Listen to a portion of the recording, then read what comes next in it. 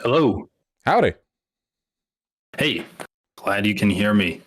So, Yeah, your mic actually sounds pretty good. Much better than the mic quality I usually have to deal with. So, what do you want people to call you? What are your pronouns? And why are you here? so people can call me James. My pronouns are he, him, and I'm here just because I'm a pretty big fan of yours, and I just want you to always be right.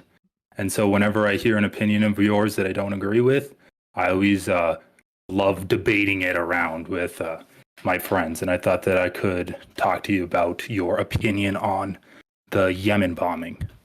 Yeah, please. I think just a couple hours ago we did some again, so you know, still a fresh topic. Oh yeah, the Wikipedia page is always updating. So anyway, I emailed you with my position, and I just want to double check to see if your position has changed on this at all. Basically, in my email, I said that from what I gathered from your videos, what you seem to think that the only way to actually stop, I'll just call it their piracy, is to bomb the Houthi-controlled areas of Yemen. And I think that the best way to stop it would be doing the ceasefire in Gaza with Israel.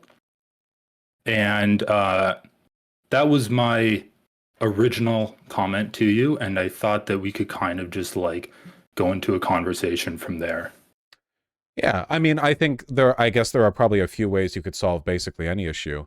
Um, but with regards to the Houthi situation, the issue is that I don't really have any respect or patience for the interruption of maritime trade. I think that's a very destructive thing to do. It would be like if there was like a bad thing happening in one place and then in another separate place some guys robbed a bank and they were like, yo, we'll stop robbing the bank if the other bad thing stops happening, you know? There's police brutality going on in Brooklyn, you know, we'll stop the bank robbing as soon as the police brutality stops. And like, you could stop the police brutality, in fact you should, but I think you should also probably just directly stop the bank robbers. You know, I wouldn't take them at their word, and I don't really think that they get to do another bad thing because of the pre-existing bad thing. Right. Yeah. And I've heard you say those like positions that you hold in some of your other videos on this subject.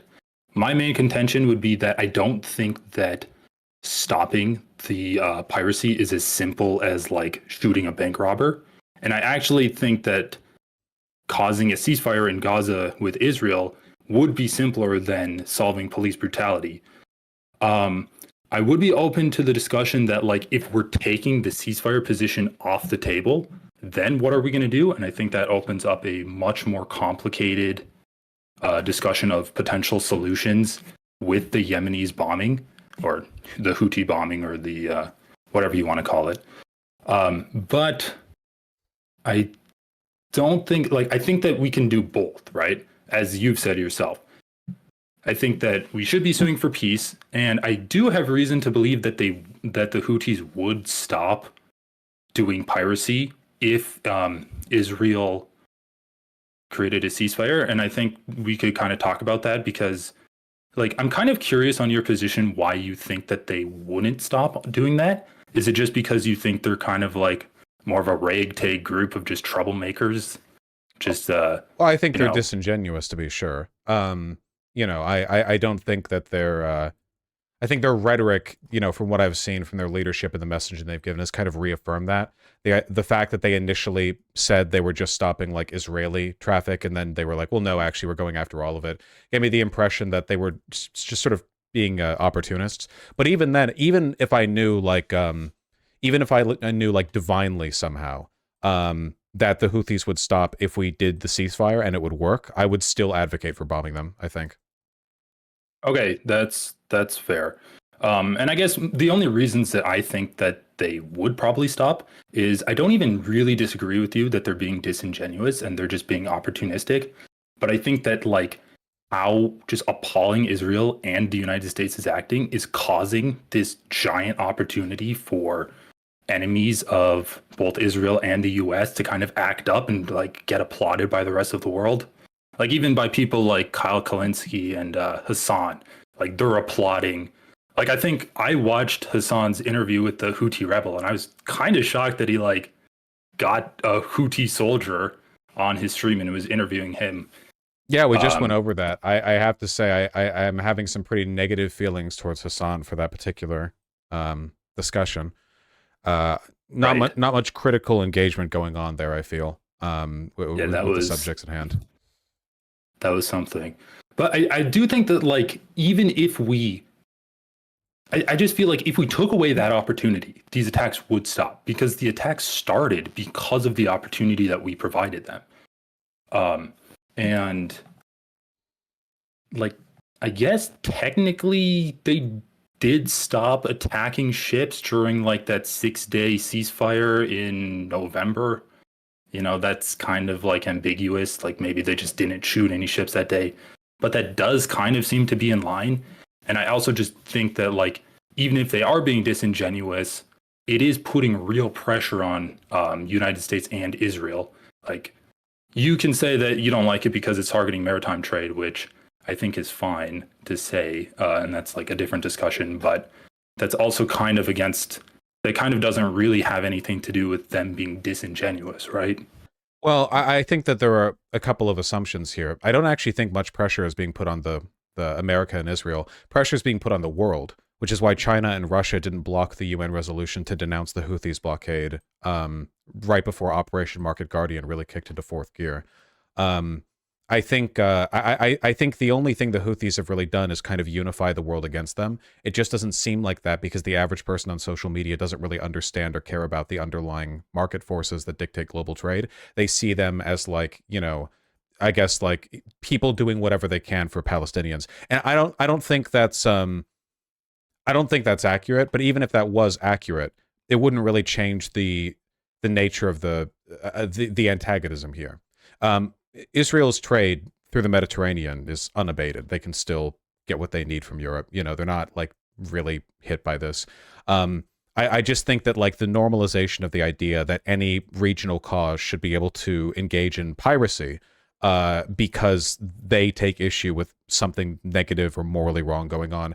I mean, there are a lot of bad ways that could play out, right? There are so many regional powers or governments that probably would argue, wait, well, this is also fucked up, so we're also going to draw attention to it with the some indiscriminate piracy.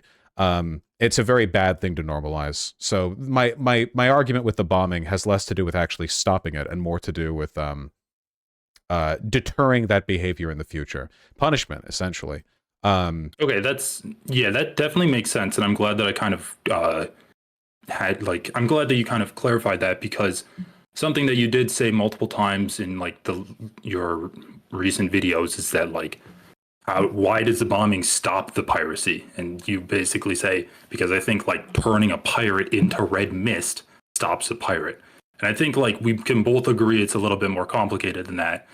But it does make sense that it's just like, this is a deterrent to stop pirates from the future, or, like, countries from I wouldn't even say in countries, right? Because I think that it's, like, giving the Houthis too much credit to call them a country. It's more of just, like, militant groups from doing piracy in the future. Yeah, they do governmental work as well. They're kind of like the de facto government of most of Yemen, it feels, in terms of what they actually, like, do in outcome sense. But yeah, it's mostly about broader deterrence. You just don't want to normalize those kinds of bad behaviors when it comes to piracy. So it's like a triple threat, basically, because I don't think what they're doing helps Palestinians. I don't think it puts much pressure on the West, at least not any more so than it does the rest of the world.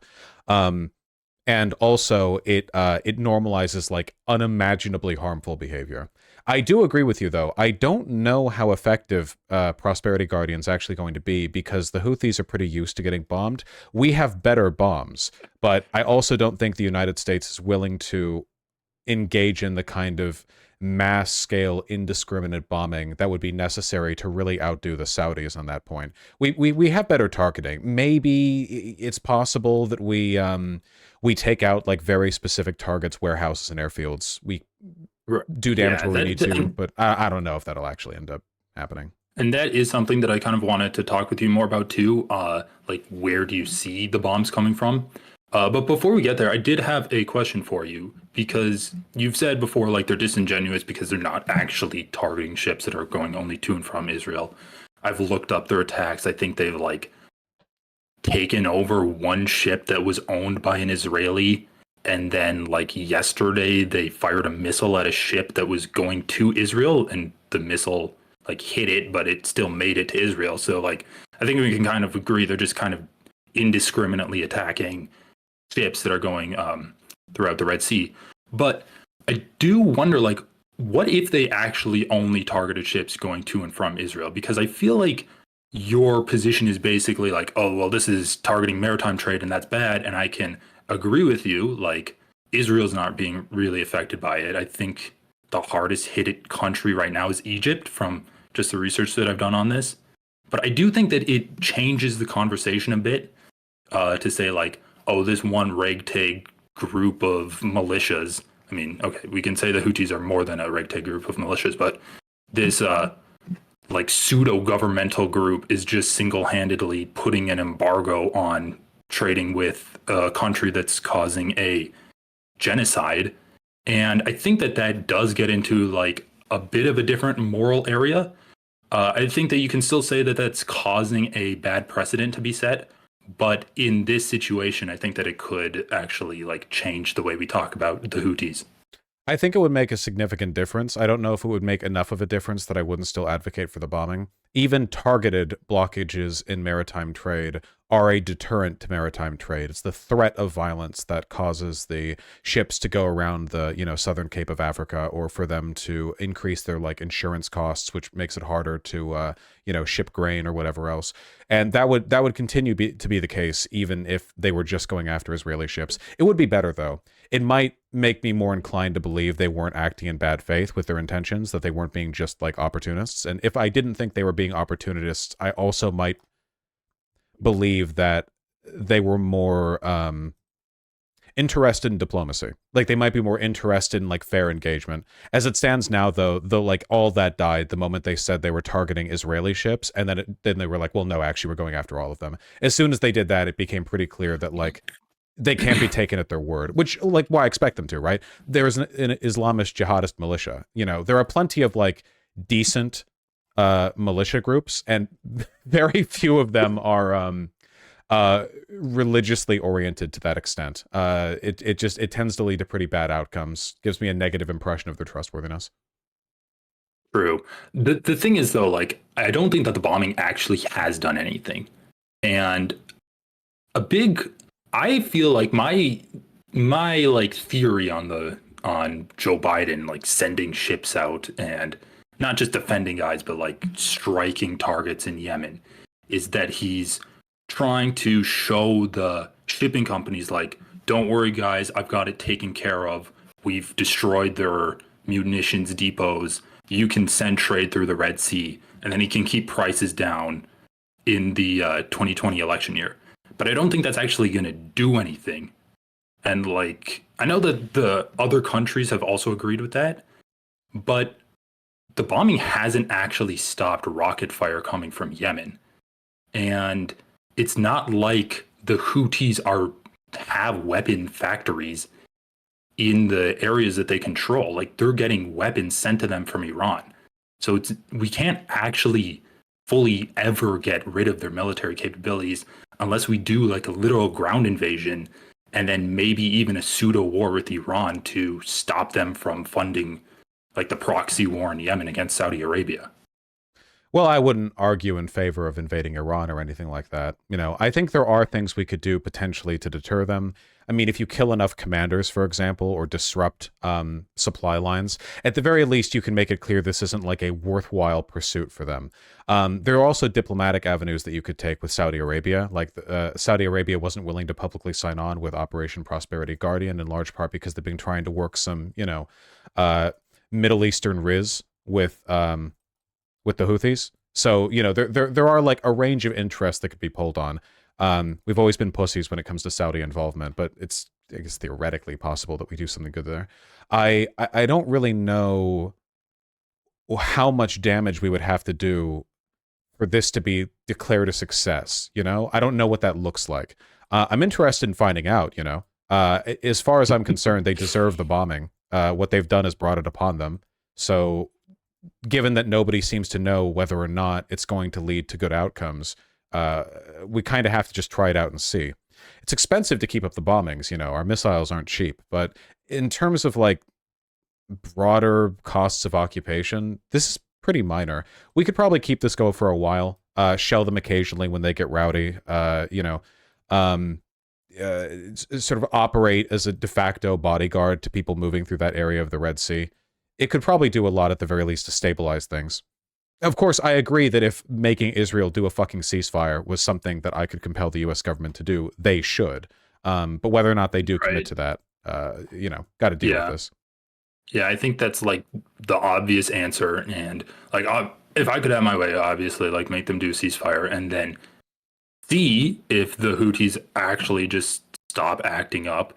Like they say that they're doing this because they say that they're doing this because of Israel. They want the moral high ground. So it would stand to reason that like even if they're just trying to get regional clout, they might stop doing it, especially like if we keep up the bombing of them. And like again, I'm not even like super opposed to the bombing. I just don't think it is the best course of action. Like if we're taking the ceasefire off the table, I do think that bombing Yemen actually sends us further away from a diplomatic solution to their piracy efforts. And I think that that diplomatic solution is the best way. Like Biden in 2021, I read something where he was saying we're going to renew our efforts in causing like peace in Yemen between Houthis and Saudi Arabia. UN's been influential in getting them to do a ceasefire between the Houthis and the Saudi Arabian coalition. Yeah, we took took Yemen off of our, or we took the Houthis off of our like global terrorist watch list as well, which means that they would have been further legitimized and given more exemptions when it, or like given fewer blocks with regards to trade. And they kind of, I don't know, they kind of fucked that up a little bit. it's pretty unfortunate. I wish they hadn't done what they had done.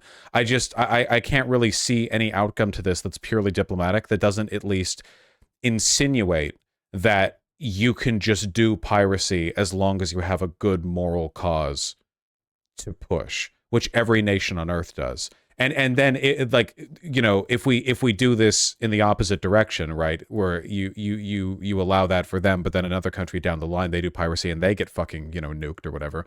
And it's like, oh, hey, well, wow, what about this crisis, you know? Like, fuck, what about what's going on in Myanmar, the Congo, or, you know, Eritrea? There are so many places where this could just pan out poorly. And it seems like it's really the Houthis, my personal guess, and some people have fronted this as well, I don't know if it's true, but my guess is that there are members in the Houthi militia who think that the organization is going soft. A lot of these guys are lunatic religious zealots, and they're essentially making deals with and getting along with the Saudis, who are in a lot of ways both a religious and geopolitical enemy, who subjected them to incredible violence. So as a way of re-upping their cred, they're like, okay, well, sure, well, we're still, you know, we're still all about jihad, you know, we'll show you something real crazy. In an environment like that, how much can diplomacy even help? I mean, do you think that it's just like young men itching for a fight, essentially? They see that Israel is doing this bad thing and they're like, okay, we can do something. Let's just say it's for the Palestinians and then just go out. We want to do action. And we're not going to fight against Saudi Arabia because that's actually going to like bring down a hammer upon us. And like we're finally seeing some benefits from the peace that has been building over the last few years. So we're just going to do this for like a moral, righteous cause given to us by God. Yeah. Well, not really the young men. There are probably some old men or middle-aged men, I don't know, in the Houthis who, there are people who are more interested in running a government, and there are people who are more interested in being like an Islamist militia. We saw stuff like this with Hamas as well. We've seen it in like even in Iran. There's always this push and pull where like if you with the Taliban as well, right? Because the Taliban right now is split between people who are like, yeah, I long for the days of like, you know, waging war of jihad for Allah in the mountains fighting against the ANA, and then there are people being like, yeah, get back in the fucking office chair and finish the fucking spreadsheets, Mohammed, you know, like get the fuck over here. That's actually something that I was thinking about while I was thinking about like potential solutions, because I'm like, okay, bombing them's not going to really do anything, especially it's not going to make the Red Sea safer. Like, I was reading some things where they were saying that bombing isn't going to de-escalate their attacks, but it's going to stop their attacks from escalating, which is a weird phrasing because effectively that is de-escalating them. But like over the course of the last few months with um how they've been bombing, they've been sending like sure they've been doing the raids where they've taken over ships, but other than that, they've just been like shooting one or two barrages of missiles like every few days. And I just don't see how bombing them is going to like reduce that. So I feel like the best course of action is to actually like do a political one and use diplomacy and foreign aid and all that jazz. Well, what Um, diplomacy could you really do with people like that? You know, if they really are being motivated by kind of like um sort of like irrational, like you know, proving that we're still the jihadists you thought we were, kind of bullshit. I mean, what could really be done there? Um, right, exactly, and that's kind of what I was racking my brain over. I did see this one article. It's kind of hinted at there's like a more political side of the Houthis, which are more focused on like maintaining the peace with Saudi Arabia, and then there's the more militant faction of the Houthis that are, you know, causing the maritime piracy. I think that like I don't think it's like innately a bad thing to prop up the Houthi government, even though they're you know there's a good chunk of them that are radical Islamists and you know use child soldiers and probably child brides and other stuff, other atrocities like that. I do think that like we saw with the Taliban taking over Afghanistan, just being given the reins to a country has a mediating effect to it. And I think if the US is involved, the US and other allies is involved in propping up the more moderate side of the Houthis, because they do seem to be the more dominant, I guess you can say, indigenous force in Yemen. I'm not from Yemen, so this is just from like 2.5 days of research, but they do seem to be the most dominant in like a hugely fractured country right now. I mean, And I, if the Houthis oh, end up go being ahead. the like functional like dominant political force in Yemen, I don't think we benefit at all from the thing that America has done with like the Taliban historically, which is where you just pretend they're not in charge. I'm not really arguing against that. The problem is we just did this. The Biden administration took them off the terrorist list, and following that, they ended up doing this. You know, I guess the issue is maybe we just have different levels of faith in the extent to which diplomacy can really work. My thought here, I guess, my hope forward is that there are basically two ways that bombing works. One of them is that we just destroy so much equipment and infrastructure and people that it's no longer sensible for them to carry it out. They just don't want to, you know? As much as they talk about martyrdom, nobody really wants to die. So there is a point where even they will dial it back a bit. The other one is that we make the consequences of our involvement severe enough that the more diplomatic side of the Houthis argues against the more militant side and sort of makes them stop, you know? Yeah. The idea being that like if there are two halves to the Houthis, you want the decision making being done by the diplomats, and the best way to like make the diplomats point for them is to make it really clear that what the militant side of things is doing is making things worse for the people of their country. That'd be my And hope. I actually agree with you there. I would just kind of flip it around and say instead of making it so bad for the militant side that the diplomatic side kind of like takes over because they're like, stop it. We just make it better for the diplomatic side. And we do, like, I don't think it's necessarily bad to keep bombing them either. I think it's a bad look, especially domestically when Biden's trying to win re-election and you have all of these like leftists and Republicans alike being like, oh, he's doing something unconstitutional, he's doing something illegal. Um, I think it's kind of a bad look for Biden, and I also think it'll be a bad look for him because the like shipping's not going to resume through the Red Sea. I think we can both agree on that, Well, it did fucking especially better. like If it in the next doesn't, few months. if it doesn't, then this is a whole new world. You know, it has to. It's, you know, we have to make it continue. I mean, the United States is trying, and the United States and the UN is trying to get like shipping companies to send ships back through the Red Sea, but they're just refusing to do it because the rocket attacks haven't stopped. Well, we also haven't So, done that much bombing, to be fair. We could also, we could always bomb them a lot more. right, we can bomb them a lot more, but I don't know. I still feel like, if just a few rocket attacks every few days is going to deter shipping, I really see that being like difficult to stomp that out through bombing alone. Like I feel like we're kind of flipped. I feel like you support a diplomatic solution, but you're like, we already tried the diplomatic solution. The militant side won out. We gotta pound the militants back into submission so the diplomatic side can kind of rise up and take over the slack. I think that, we have tried a diplomatic solution and it's worked. We've actually seen progress in the quality of life in Yemen because of UN and United States diplomatic efforts there. Why don't we continue propping up the success that we've had there? And like, I know that's an extremely vague term. I'm sorry, I don't really know the in depth details to kind of illustrate that out more. But why don't we do that? And we can keep bombing munitions depots. We can keep propping that up, um, sending a signal out to the world that this is unacceptable. If you attack maritime trade, you're going to get bombed. We can bomb them, but let's just like really only target the military sections. Well, And so far we are, right? The strikes, to my knowledge, I don't even know of any civilian deaths yet. It's just been no, yeah, I airfields and agree. militants. But it sounds like you're advocating for an expansion of the bombing. And I don't want to get into an Israel type situation where it's like, oh, this mosque is housing missiles, this church is housing missiles, this hospital has tunnels underneath it. We got to get rid of all of these because they could have 10 more rockets that they can fire at our ships. No, no, no. I don't want to escalate in terms of like the range of acceptable targets. If we have to keep hitting their known military infrastructure for a while, I think that could be the right move to make. Outcome depending, kind of hard to tell. And I think it should be done in accompaniment with diplomatic solutions, of course. The main thing for me would be putting pressure on Saudi Arabia because Saudi Arabia simultaneously needs traffic to move through the Red Sea, like far more than we do. They need that.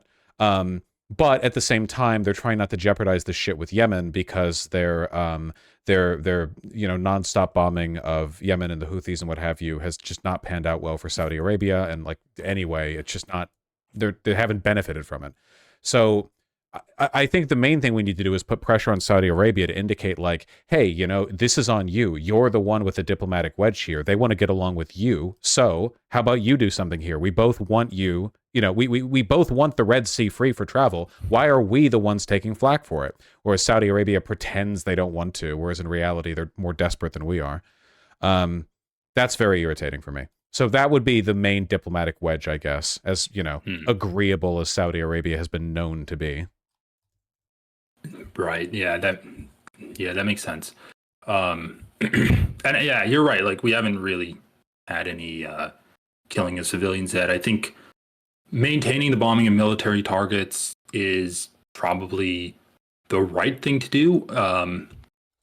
At least like in retaliation for attacks on shipping vessels. I do hesitate just because I think we'd both like to have a diplomatic solution kind of rise to the top of all of the mess. And I just think that every time we bomb, it does make that harder because I don't know, like I do get the feeling that it's almost giving credibility to the more militant side of the Houthis, like as far as that side exists, right? Oh, look at the United States is, look at this, the United States is bombing us because we're having such a big impact on the world, which could drive up recruitment. But you're right. Like if they're just getting bombed, it might not actually Well, it's do that possible. much. It's not as though they're unused to hardship. I guess we'll have to see. That being said, I feel like the extent of our disagreements has been borne out. I appreciate the opportunity to talk about it and clarify. Yeah, I really appreciate you clarifying your position too. Yeah, well, thank you for coming on. Is there anything you'd be interested in shouting out? No, I do think you give Hassan a bit of a bad rap. He's kind of a himbo, but he is funny. Sometimes. I think I'm funnier. All right. Well, I really appreciate you having me on, and I'm glad we had this conversation. Likewise. I hope you have a wonderful evening. You too. Take care.